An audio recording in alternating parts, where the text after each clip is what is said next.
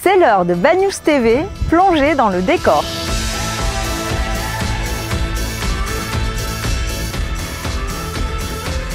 Le port de plaisance de Bad News adhère à la campagne de sensibilisation Éco-Gestes Méditerranée. Cathy, agent du port, nous explique les objectifs de cette campagne. Bonjour à tous. Après 2 ans de travaux de rénovation et de sécurisation du port, la municipalité a souhaité profiter de ces travaux pour innover dans le domaine de la biodiversité marine. Le musoir, le mole d'escale et le ponton C ont été aménagés pour intégrer des infractuosités qui confèrent à ces outils des caractéristiques proches d'un récif naturel et d'un récif artificiel aussi. Et la protection de l'environnement a été aussi mise en avant. Sur le port, une aire de carénage avec mise en place d'une collecte et d'un traitement des eaux de ruissellement et bientôt un point propre qui se situera juste là-bas avec la déchetterie portuaire va être mise en place. Tout sera super moderne et super équipé. C'est dans ce cadre-là que nous avons déjà reçu du 23 au 27 mars le bateau de l'association Sea Plastique qui lutte contre la pollution plastique en Méditerranée. Dans ce cadre-là aussi, nous avons candidaté au printemps pour faire partie de la campagne Éco-Gestes 2021. Nous sommes très fiers d'avoir été retenus. Le 5 août prochain, des animateurs viendront à la rencontre des plaisanciers pour leur demander d'effectuer un diagnostic de leur pratique sous forme d'un entretien, et ils leur proposeront de s'engager sur un ou plusieurs gestes à utiliser tout au long de l'année, comme trier ses déchets, réussir à s'ancrer respectueusement pour l'environnement, utiliser des produits d'entretien éco-labellisés et la récupération des eaux usées.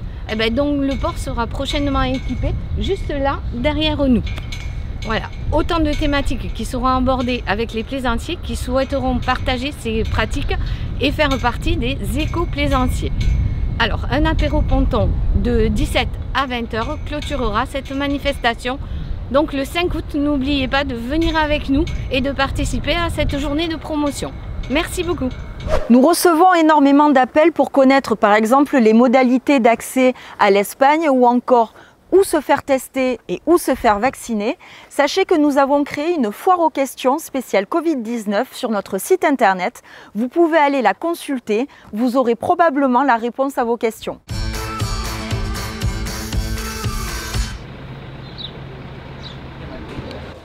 Bonjour Mig. Bonjour, comment tu vas? Ça va bien, en forme? Ça Ouais, va. tour de guet aujourd'hui? Tour de guet aujourd'hui. D'accord. Bon, les conditions seront météo, c'est risque modéré sur les Alberts aujourd'hui. Risque modéré. Voilà. D'accord. Donc tout surveiller quand même. Oui. Côté Cerbère, côté Bad News. Et prévenir le CODIS s'il y a un problème. C'est ça. Bonne journée et à ce soir. À ce soir. Allez, à tout à l'heure.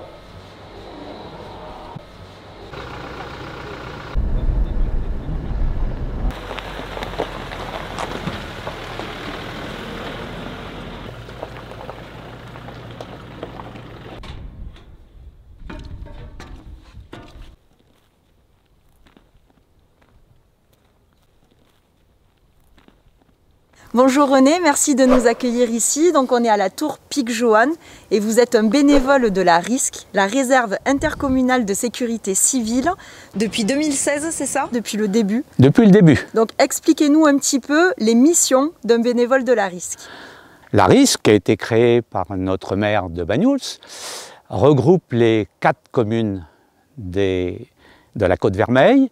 C'est grâce à ce regroupement qu'on a pu avoir le matériel comme le 4x4, également de pouvoir utiliser cette tour de guet. Il y a plusieurs missions. La mission avec le 4x4, c'est une mission de contact avec la population, de circulation sur les pistes.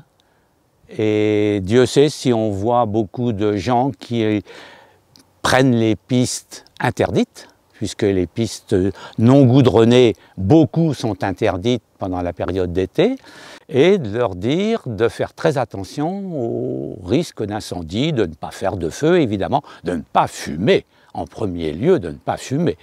Le contact est souvent très efficace. Cette tour permet une surveillance, une vue sur la vallée de Bagnols tout entière et la vallée de Cerbère.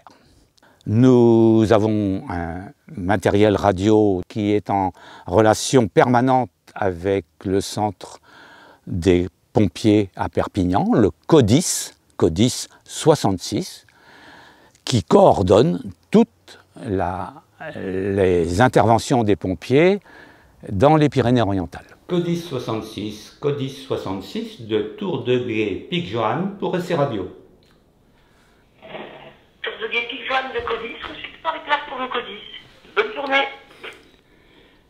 CODIS 66 de la Tour de Guet, Pic-Joanne, merci, bonne journée. Le CODIS peut nous donner d'ailleurs des instructions, et nous donne des instructions de surveillance particulières quand il y a un problème.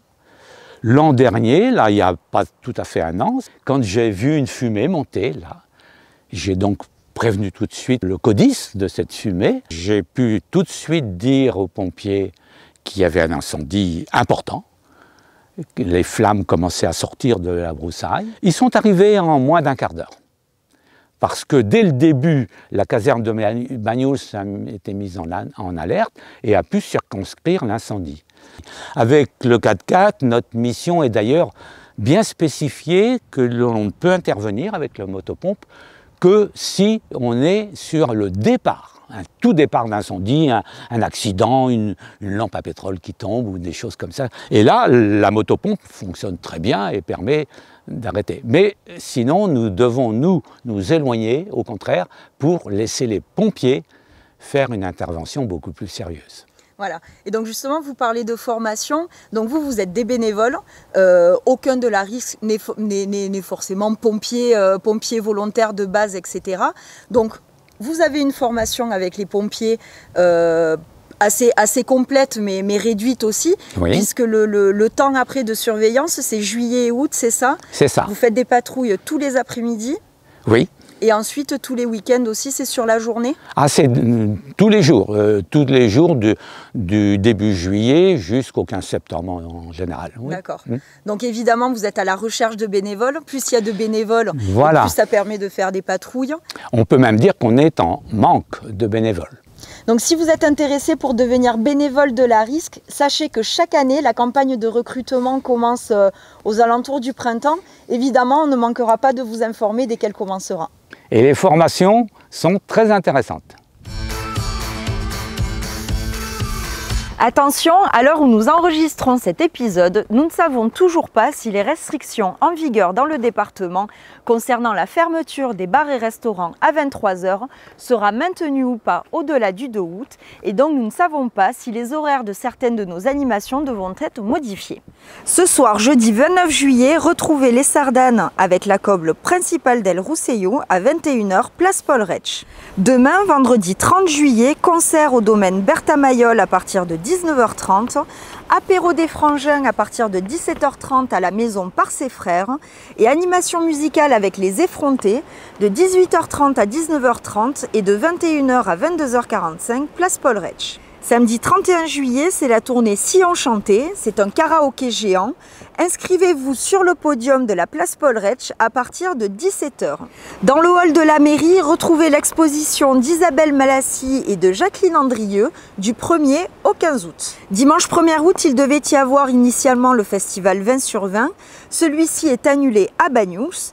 À la place, une animation musicale tribute Babacar de 18 h 30 à 19 h 30 et de 21 h 30 à 22 h 45, place Paul Rech. Lundi 2 août, retrouvez la traditionnelle kermesse de la Croix-Rouge de 8 h à 18 h, esplanade du Front de Mer. De 10 h à midi, devant l'office de tourisme, animation avec la mascotte YouPix de la Poste.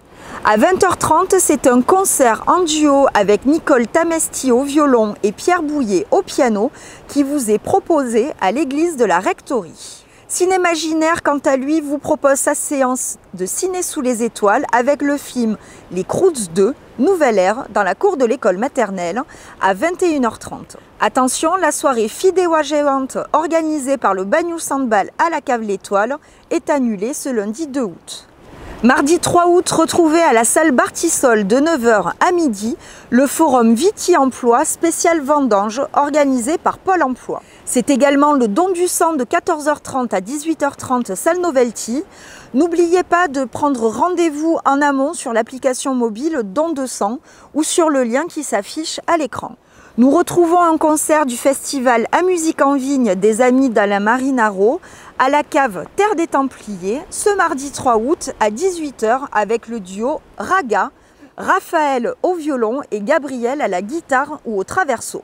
Et pour terminer la semaine, mercredi 4 août, animation musicale proposée par le bar Les Platanes avec DJ Didier à partir de 21h30 place Paul Rech. N'oubliez pas que du jeudi 5 au dimanche 8 août, c'est le Festival de la Sardane accompagné par la fête catalane qui n'a pas pu avoir lieu en juillet cette année. Et nous vous donnons également cette information, samedi 7 août, le grand bal des pompiers sur la plage est annulé. Du 25 au 28 août, les 4 villages de la Côte-Vermeille accueilleront le Petit Festival. 3 jours autour de la culture ouverte à tous.